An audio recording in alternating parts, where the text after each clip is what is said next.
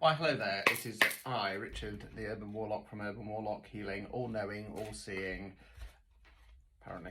Tarot reader. Joking. Right, so this is a collective reading. It's for all the singles out there. Let's see what the end of the year / beginning of the year is looking like for you guys. It is collective. Take what resonates, leave what doesn't. Just whilst I'm shuffling, I have currently switched off my recorded readings now. They will be back on in the new year.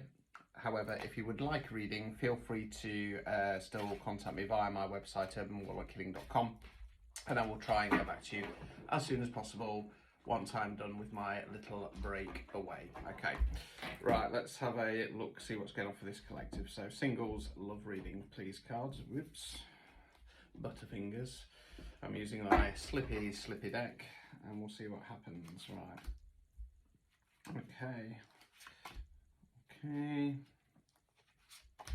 Okay, right, okay, bit of a mixed bag for you guys. So,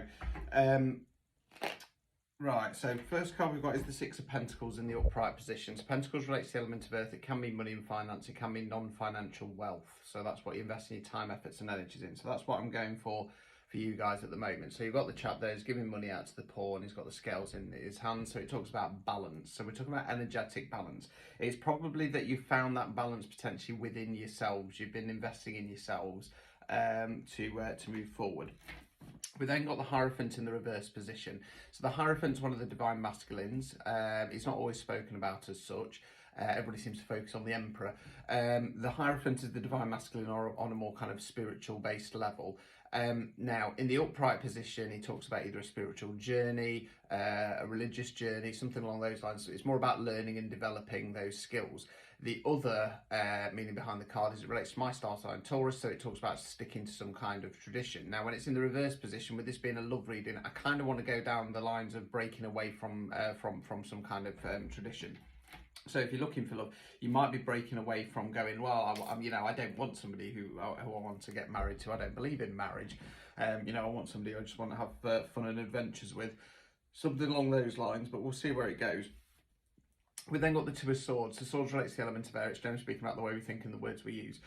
Now, you've got the lady there, she's blindfolded and she's got the cross sword. So this talks about some decision that needs to be made. Now, the issue is she's not making a decision because she's burying her head in the fucking sand, okay? And until she takes that blindfold off, she's going to remain sat there going, do I choose this option or do I choose that option? We'll see how that goes because, like I say, there is some development there. There is some breaking away from tradition, some balance there, sorry, breaking away from tradition. However, there's something that you are hiding yourself away from. Okay, right, we then got the Three of Pentacles. Okay, so this card kind of talks about collaboration in some way. So we've got the three characters here: landowner, builder, architect, let's call them that. They're working in unison to build this beautiful cathedral. So the long-term goal is the same. They've got the same vision, okay? They're working together in harmony. I'm going to hold off on that one for the moment. Okay, we then got the Eight of Pentacles in the upright position. So for me, this is the apprenticeship card. So you got the chap there, he's banging out the pentacles. He knows he's not master of his skill yet, but he's happy to go through that process. He's enjoying that process. Now, again, I feel that this is working on yourself, you know what I mean? You've not got too much further to go. You've only got to go 9, 10 to complete the cycle. Right, let's find the outcome card, and hopefully I won't scatter the cards everywhere. Hanged Man. Okay, that's interesting because we've got that Two of Swords there, which is similar to the Hanged Man, and then we've got the Hanged Man. So the Hanged Man, for me, is the Leap of Faith card. The Fool can sometimes be, but this one's always the Leap of Faith card. Reason being is that it's always when we've got some big decision to make. It's a personal decision. Our friends and family can give us their advice, their opinion, but ultimately it is us that has to take that leap of faith. It always reminds me of the third Indiana Jones film. He's got through the trials. He's going to get the I can't remember what it's called now, the chalice at the end, and Holy Grail, that was it. And he's on the cliff edge, and he has to put his leg out and take that leap of faith to see if the walkway's there. Now, it's in the upright position, so it's telling me that you will make a decision soon, okay? You're not far off getting out of this position as of yet. It feels a little bit like... you've been stuck in this energy of potentially having been on your own for a decent period of time, and you're so used to just investing in yourself.